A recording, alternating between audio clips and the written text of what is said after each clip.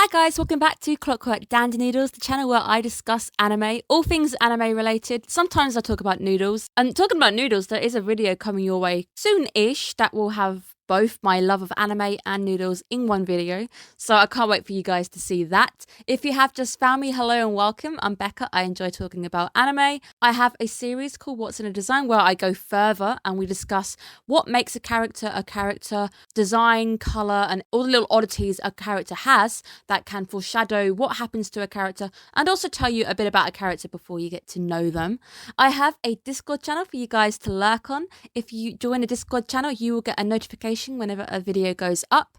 That means you stay in the loop of all my weird, wonderful ideas. Also, make sure you guys are subscribed because there's a video going up this week that you guys are not expecting. It's none of the breakdowns. It's a new format I'm trying and I think you guys might like it. So make sure you guys are subbed so you don't miss out. We're back to discuss Dr. Stone. Let's go back to the Stone world. Last week, Senku decided he wanted to build a car. Don't blame him. Cars are really awesome. Let's see what happens because this week, things escalate a little bit this week. We have our first road traffic casualty in the Stone world. So our first casualty down. Magma decided he wanted to square up against a steam engine. However, he's the one who kind of ended up taking damage. Thankfully, our engine was not actually damaged in this face-off. But yes, kids, don't take on steam engines. Generally, a person versus the steam engine doesn't end very well. But it is now time to leave the village behind. So we are planning on moving ahead. We're going to get somewhat closer to Tsukasa's empire and we're going to obviously try and rescue Chrome. I have a few questions like, where is Homura? Because she was our prisoner of war. She's the prisoner for Camp Science, but she doesn't seem involved in the move, so I'm thinking she's probably left behind. So Chrome is still alive from his escapades down a waterfall, but he is indeed a prisoner of the Tsukasa Empire. And Tsukasa is a very smart cookie, and he has decided to leave him out in the open for all to see. Or 1000% is expecting a rescue mission indeed. With him looking at the open field, we are led to some nice images of the temperatures starting to rise a little bit. We see some snow starting to melt. We see some butterflies, flowers. So it is nearly the end of the winter. It is now getting towards the time where we know that Tsukasa's empire is going to be launching an attack. Although I suspect Tsukasa now expects the attack to come to him. Gen takes a new job as a crash dummy or a test driver where we are treated to some little trivia that he is actually the only one with a driver's license. But I do like the fact that Senku is still trying to obey the traffic laws despite the fact there's no enforcement anymore. So if you park Senku 2 in the wrong place or on double yellows, I don't think you're getting a ticket. Senku 2 ends up taking on a new skin. I like the fact there's a gorilla, so the gorilla joke stuck. But somebody had to carve this, so I don't know who the artist is who decided to carve this gorilla at the front. If it was one of the villagers, whether they've actually seen gorillas. 'Cause I don't think we've seen gorillas out in the wild just yet. The wheel idea. So the idea of these wheels that apparently NASA is using. I had my doubts. With it being Dr. Stone, most of the things that we are seeing are real things. That's what makes Dr. Stone a little bit smarter than some of the animes, that a lot of the tech that they mention often are something realistic on actual technology from today. There is also a cool guy, I don't even remember his channel, who breaks down the technology within Dr. Stone. So he is a mechanic and a scientist and he breaks down all the stuff. Very, very interesting if you can kind of track down those videos. Off the top of my head, I don't remember his channel, but very fun videos and it gave me a bit more of an appreciation for Dr. Stone because of its realistic elements. Let's have a Kinro appreciation post because you know how I roll. Always got to get one of those in per episode where we actually kind of get into quite a nice sentimental scene. We're reminded that the car is essentially to save Chrome. Well, it also made me wonder, how long has it been? So has it been a few weeks? Has Chrome been a prisoner for a few weeks now? Everyone laments that Chrome indeed is missing out on Senku 2's building. 1000% actually kick himself if he knew what these guys were building and he was missing out on it. I did question, so does everybody actually need to go? So I understand Tsukasa might attack the village, but at the same time, do we really need to move all the elderly? Does everybody actually have to leave the village and go with them? Because they're basically doing a rescue plan. I think it's going to turn into more. So I think the way that we're building this now, I think our war is going to happen from the rescue plan. I think it's going to all spike out. A lot of these villagers must be quite sentimental that they're moving away from their ancestral home, whether they know they're going back at any point or not. It is quite a heartfelt moment. It is heartfelt that the elderly decide that they're not actually going to go with Senku. They believe that Senku is going to 1000% save them. He's 1000% going to take down the Tsukasa's army. Then they don't have a need to run away from the village because Tsukasa's not going to get there in time. I did think this. I was like, so these guys are worried about Tsukasa invading the village, but not if you take the fight to him. If you're taking the fight to him, he doesn't have any reason to attack a village where you are no longer at. He doesn't gain anything from attacking a village of elderly people when all of the fighters are on your doorstep, because he can simply wipe out all those fighters on the doorstep and that's it, game over. But it is a heartfelt moment. We get to see these old people entrusting everything with Senku, a man who's got 7,000 years of knowledge, and it's quite a sad moment. We get a bit of piano music and it's a nice little sad moment because we are now going out into the unknown. We are heading across, we don't know what's going to happen now, and things already look like they're not quite going to plan. We get to see the bird, that swallow, I believe it's a swallow, the bird that was actually stone, and then I think it's the same bird that Senku brought back. That bird is flying high, leading us up to the next section, this next chapter, essentially. And the flag of science is waving high. I love this section when they're all going out.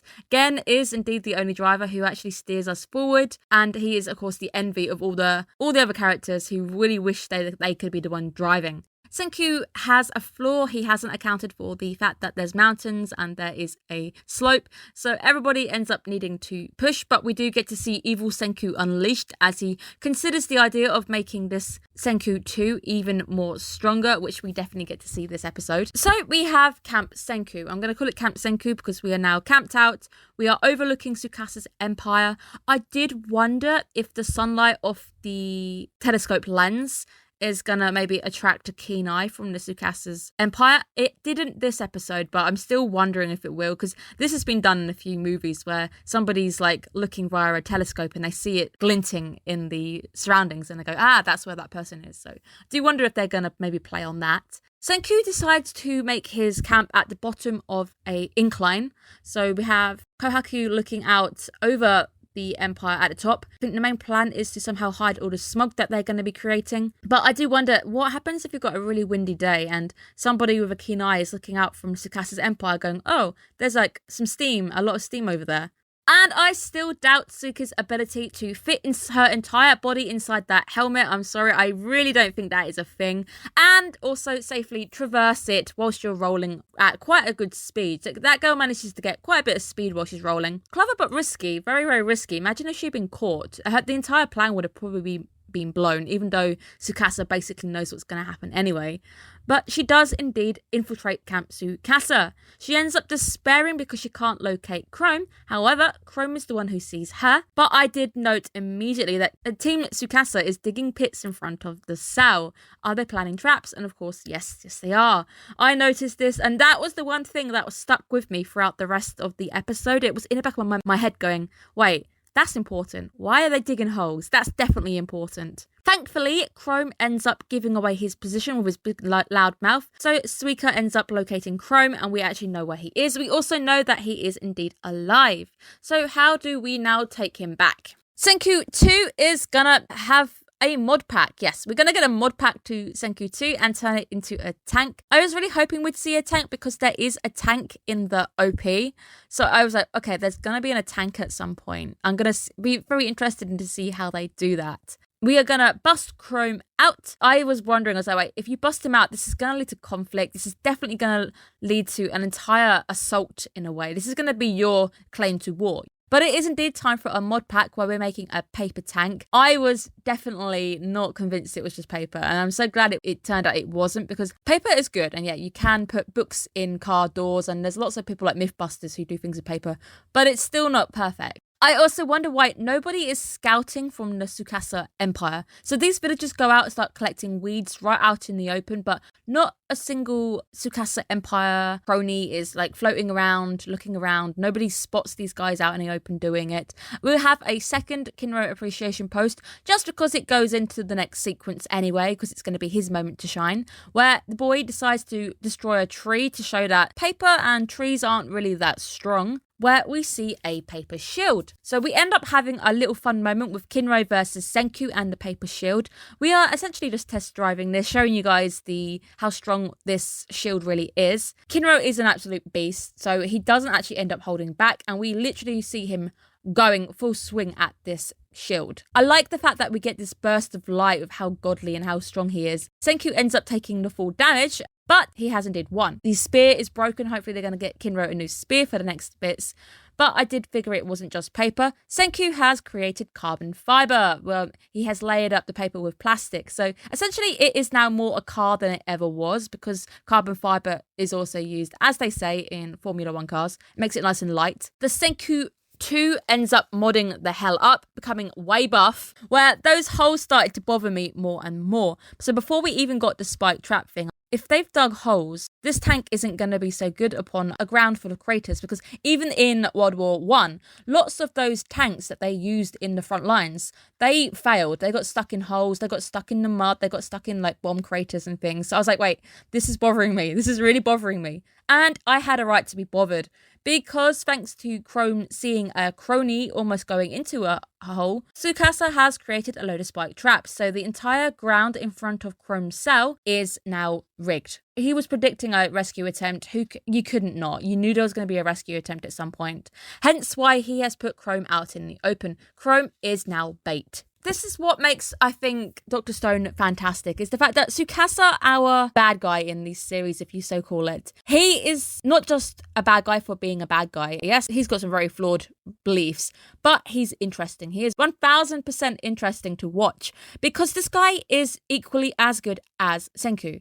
He's always one step ahead of the game. He's already expecting the tank. He already expects there to be this rescue mission, because he knows Senku won't abandon a friend. We know that is Senku's one weakness. Up until this point, and the plan's still going ahead, Senku will still lose. That tank isn't going to do very well. It ends up sinking into the first hole and not getting very far, because he's going to end up being spotted and it's going to break into a full-blown assault. You are definitely not going to be avoiding bloodshed. But this is what makes it interesting. It's like a game of chess between Senku and Tsukasa. The opponent, Tsukasa, is equally as smart, equally as brilliant. He's finding ways. He knows the flaws. He knows the technology that's coming at him, so he can find weaknesses. So if you know a car's coming at you, you can go, oh, well, a car can't get around a brick wall, or a car can't go through a hole. This is what I think makes this series so interesting, is the enemy isn't somebody from the Stone World. The enemy is also from 7,000 years ago, who knows what he's up against. He knows what Senku's going to try and plan. He already knows that there's probably going to be an attack, so he's already gone, okay, well, what is a tank's weakness? Well, we're going to have holes in the floor, because that's going to be tripping the tank up. They can't get past that. So I think that's what makes this whole series so interesting. Senku, however, is completely aware that the tank isn't coming back. He knows that once this prison break happens, which I love the fact they're calling the next episode prison break, because that is essentially what it is. He knows that that tank is not coming back. That tank is going through a wall and it isn't going to be salvageable once it's gone. But he isn't expecting Tsukasa to be one step ahead. This is the problem. This is Senku's probably biggest weakness. I don't think his reluctancy to abandon a friend is his weakness. I think Senku underestimating Tsukasa to not be one step ahead is Senku's weakness, because he is underestimating his enemy, which you should never do. It is going to be game over. Senku even says if they already suspect this assault, it's over. So that's it, guys. It's already over. If we continue as we are right now, it is definitely 1000% over. Chrome might be the way round everything, and we might even get to keep the tank. Kohaku ends up foreshadowing a little bit, where she says, wouldn't it be great if Chrome could escape on his own? Well, I think this might actually happen. Our science user becomes more and more determined, because he's seen the trap. He knows that Senku is falling into a trap if he goes ahead with it. So he knows that the only way forward now is to warn Senku himself. And by doing that, he needs to break his butt out of jail. So next week is going to be the week, I believe. It is prison break time. Are we going to see our tank in action, or are we going to see Chrome being the smart science user he is and doing a complete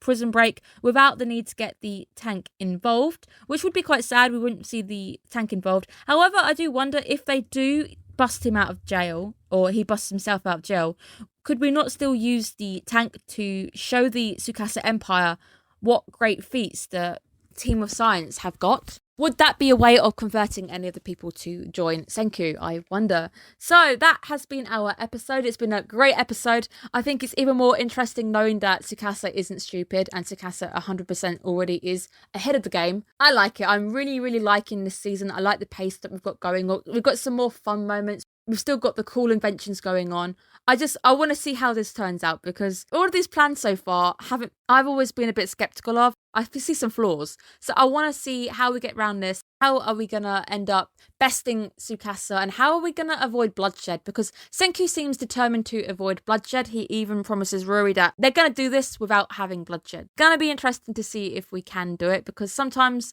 bloodshed is unavoidable. Going to be interesting to see if the Stone Wars are a literal war, or it's more going to be like the Cold War where everyone's just shouting propaganda at one another. Something like that, maybe. So it'll be interesting to see what actually happens. I'm loving this series. I'm loving season 2. Really enjoying Dr. Stone more than I thought I would. Live and kicking, 100% catching my interest still. So I hope you guys are enjoying the second season of Dr. Stone. Hope you're taking care of yourselves. I will see you guys again for more Dr. Stone next week as we see what happens to Chrome. Also, make sure you are subscribed, because I've got a video going your way in 3 days, which I think you might be interested with. So have a good day, guys. Bye-bye.